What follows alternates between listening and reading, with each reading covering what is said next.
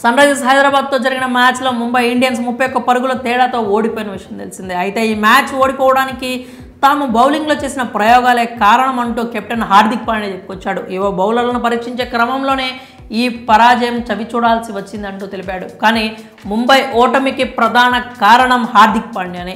Sun Risers Hyderabad నిర్దేశించిన 278 పరుగుల భారీ టార్గెట్ను ఛేదించడానికి బరిలోకి దిగిన ముంబై అదే రేంజ్లో దంచి కొట్టడం ప్రారంభించింది.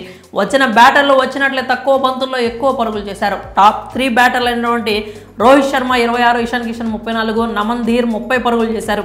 ఇక్కడ ఆసక్తికరమైన విషయం ఏంటంటే వీరి ముగ్గురి స్ట్రైక్ రేట్ 200కు పైగా ఉండటం. తిలక్ వర్మ సైతం 188 స్ట్రైక్ రేట్తో 64 పరుగులు చేశాడు. దీంతో రన్ రేట్ అదుపులోనే ఉంది. హార్దిక్ పాండ్యా క్రీజ్లోకి వచ్చేసరికి ముంబై 11 ఓవర్లలో 3 వికెట్ల నష్టానికి 151 పరుగులు చేసి లక్ష్యం వైపు దూసుకెళ్తోంది. పాండ్యా రాకతో స్కోర్ బోర్డు పరుగులు పెడుతుందని అందరూ ఊహించారు. కానీ అనూహ్యంగా హార్దిక్ పాండ్యా ఆడిన జిడ్డు బ్యాటింగ్ కారణంగా ముంబై చేజేతులో ఓడిపోయినట్లయింది. హార్దిక్ 20 బంతులు ఎదుర్కొని ఓ 4, ఓ 6తో కేవలం 24 పరుగులు మాత్రమే చేశాడు. ఇక అతడి స్ట్రైక్ రేట్ 120. ఇక్కడ ఇంకో ఇంట్రెస్టింగ్ విషయం ఏంటంటే కొత్త కుర్రాడు నమన్ ధీర్ 214 స్ట్రైక్ రేట్తో 14 బంతుల్లో 2 4లు 2 6ర్లతో మొత్తం 34 పరుగులు చేశాడు.